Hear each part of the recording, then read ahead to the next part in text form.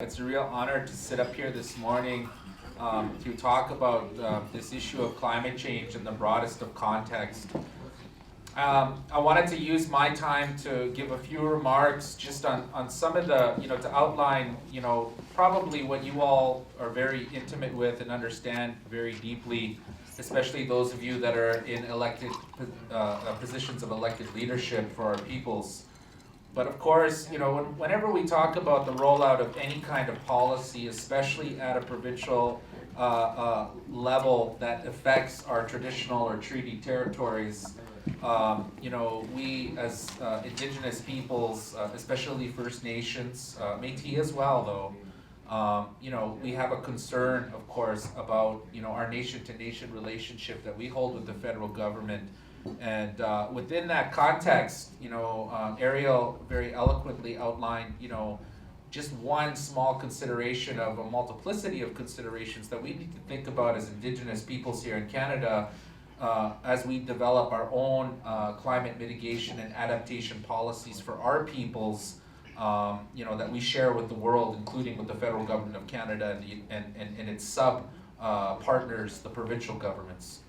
I think that one of the concerns that, and one of the objectives of this meeting, of course, is to facilitate a broad consensus, at least that's, what I hope that we come away from this meeting with, that we need to have a rights-based approach to dealing with the issue of climate change and to engaging in the national discourse around a national energy strategy in this country.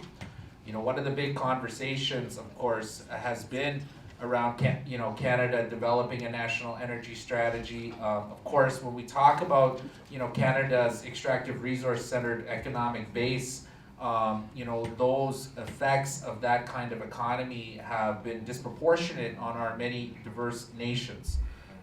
When we look at where Canadians tend to live, it's usually, with the exception of Edmonton, within 200 kilometers of that medicine line, the US-Canadian border. And the rest of Canada is populated predominantly by our Métis settlements, our 600 plus First Nations, and dozens of Inuit settlements up north. And these tend to be the places, of course, where extractive industries, they're usually within kilometers of our communities. They're certainly right in the hearts of our watersheds that we utilize for the purposes of, continuing to be connected to the ecosystems that we've relied on for millennia.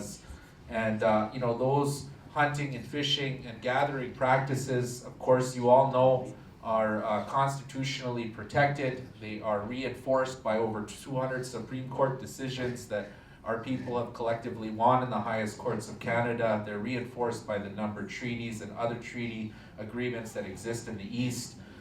They're reinforced by international legal agreements like the UN Declaration on the Rights of Indigenous Peoples, which you'll learn more about in a dedicated panel later in the gathering.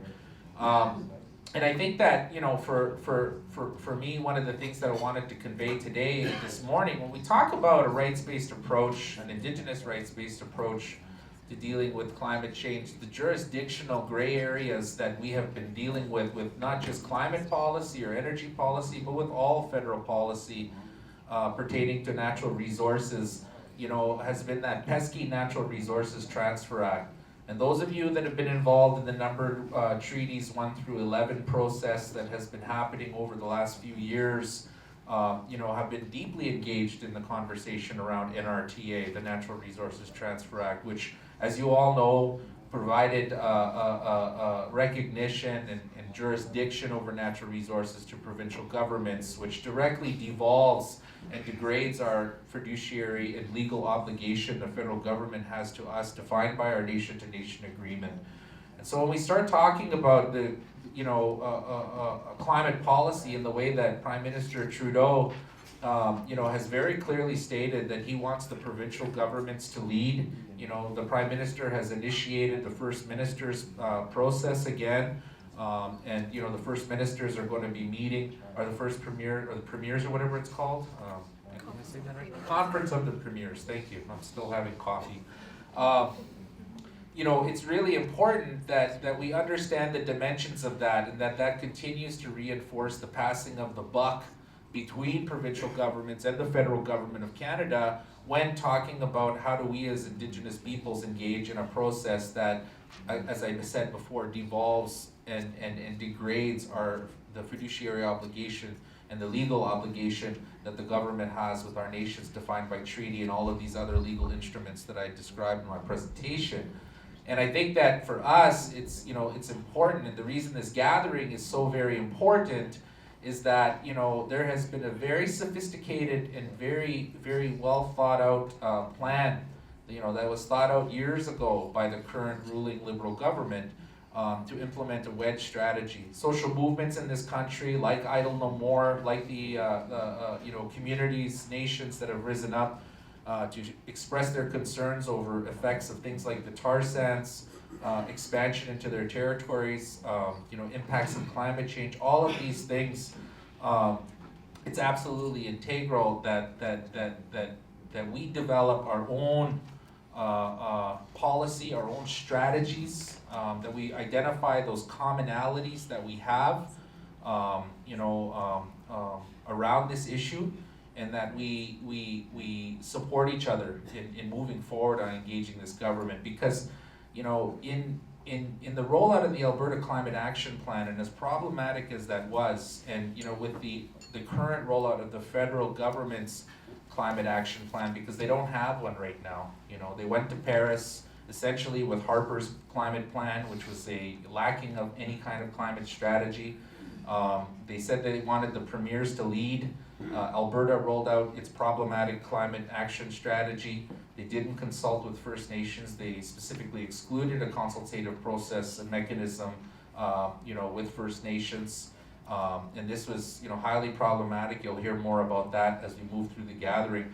But the fact of the matter is that this is classic political wedge strategy stuff by the federal government, committing to ratifying the UN Declaration on the Rights of Indigenous Peoples. They up the stakes on our side, and that's why it's so important that we get our stuff together and facilitate some alignment and commonalities from coast to coast to coast in terms of what is our collective unified rights-based strategy to this issue.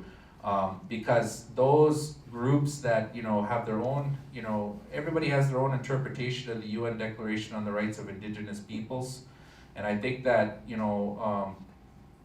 one of the things that we've seen is the power of Indigenous peoples' social movements, and I think that for Alberta and the federal government in this rhetoric so far around implementation of UNDRIP, of the Declaration on the Rights of Indigenous Peoples. We have to be very cautious, that we don't get divided, by that trajectory of work and the ongoing trajectory of trying to address the continued extraction of resources illegally from our territories. The current state of affairs, the business as usual that we continue to deal with, not just here in Alberta, but across Canada, where carbon-intensive resource extraction is taking place in our homelands. And so I'll leave it at that. I think that I share the optimism that we have a tremendous opportunity here.